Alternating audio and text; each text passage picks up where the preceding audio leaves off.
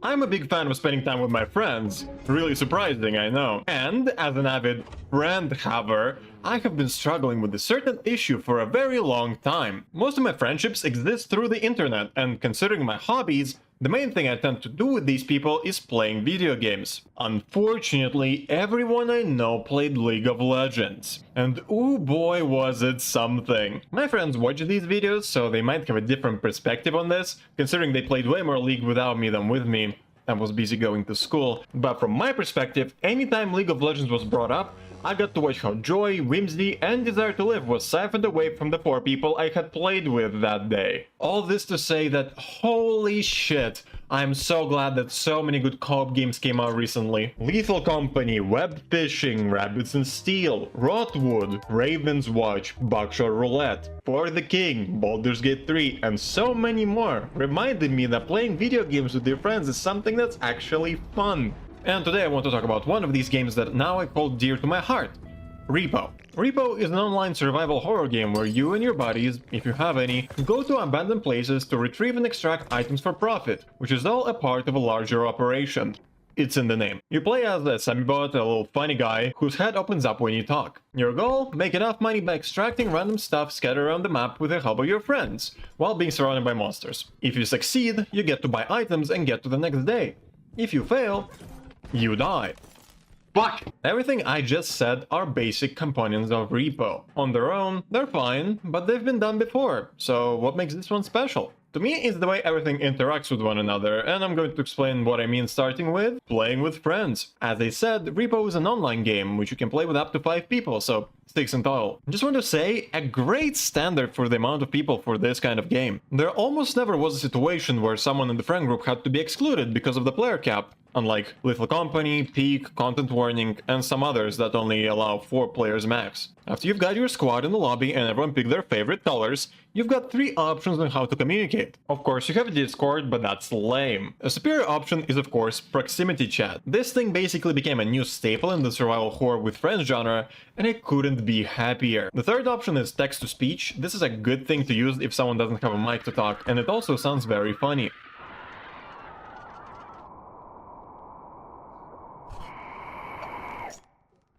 I'm so grateful that that's how it sounds. Now that we've figured out how to talk, time to figure out how to work. Your goal is simple. There are 1 to 4 extractions that you need to fill with items that are scattered around the map. I bit my tongue. All of these items have their own unique properties, weight, value, and physics. Different items need different approaches. For example, most items are small enough to fit in your corporate mandated cart. Bigger items might need help getting carried by your friends though, and will not fit in the cart. Everything in between depends on the situation at hand. There's definitely a specific kind of gratification that comes with doing chores with your friends while playing video games. Where else can I spend 15 minutes trying to carry a piano with a friend while the rest of the squad dies somewhere else from getting eaten by monsters? Speaking of which, monsters. The monsters in this game are interesting.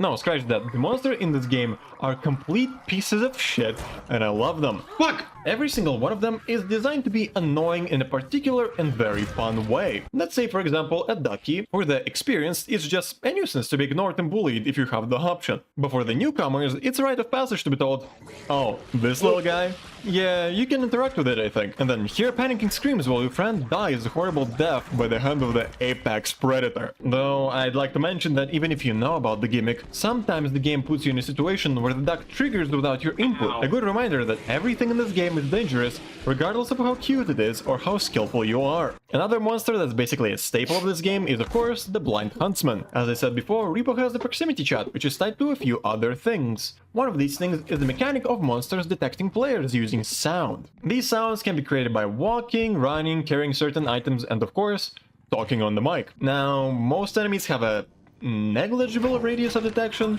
and usually the worst outcome if you get detected is the monster circling you for longer than usual. The Blind Huntsman, however, has a 5 times bigger radius of hearing, and if he does hear you, he will shoot the closest player next to him. I love it because this one guy creates a strong shift in tension in the entire group. Trying to communicate without talking and figuring out together how to get everyone out of this mess is what makes it truly fun, especially considering that usually the Huntsman is not the only enemy you have to worry about, like the duck I've mentioned. If you're being followed by the duck and it quacks while the Huntsman is close by, you will get shot. Now, it's not all helpless and bleak. Every monster has their own ways of counterplay or exploitable weaknesses. The same huntsman can't go downstairs without falling over, allowing you a chance of escape, or usually for everyone to jump him. Additionally, there's one more part of the game that allows you to combat these ghouls way more effectively. I am of course talking about the items you can buy in the shop. You've finished a day of work, congratulations.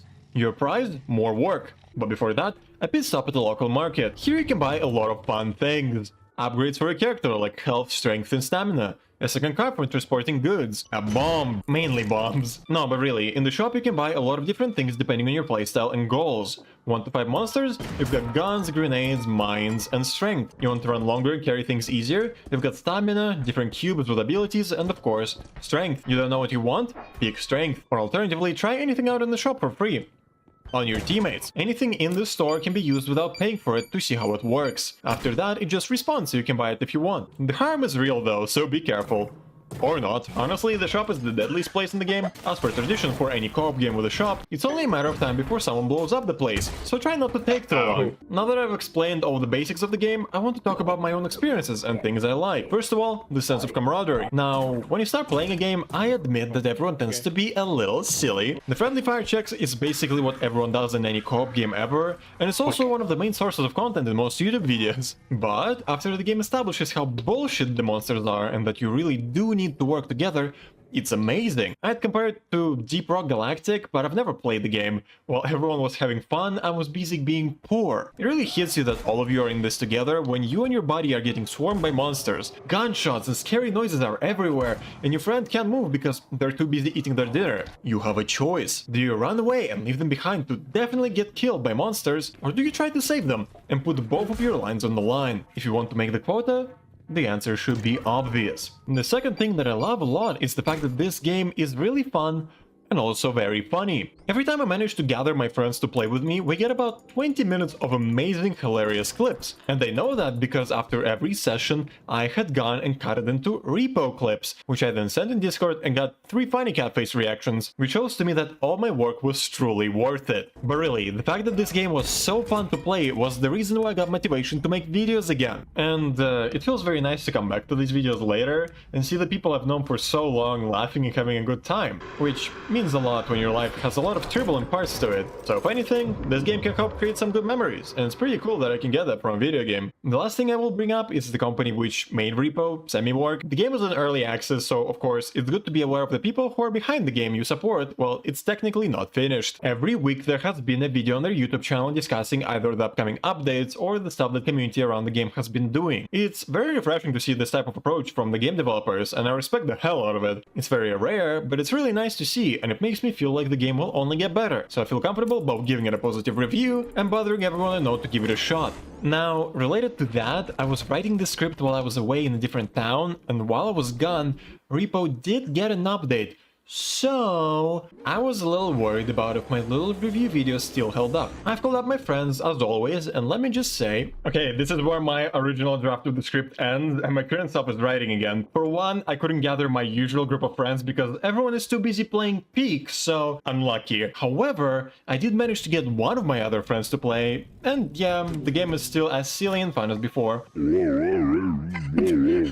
They've added new upgrades, items, and a location. Everything I said still stands, though they did patch out a funny thing where you could do emojis by using text-to-speech and add effects to your messages. I understand why they did that, but I really enjoyed flashbacking my friends a couple of times and having an option to respond with different faces. Alright, they added the latter thing to the game.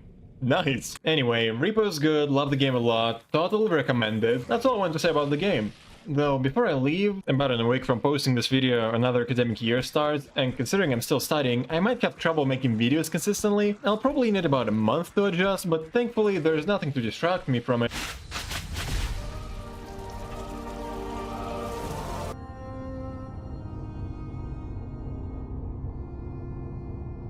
Team Cherry, you pieces of shit. First week of the year? I can't pretend to be ill on the first fucking week. Fucking damn it.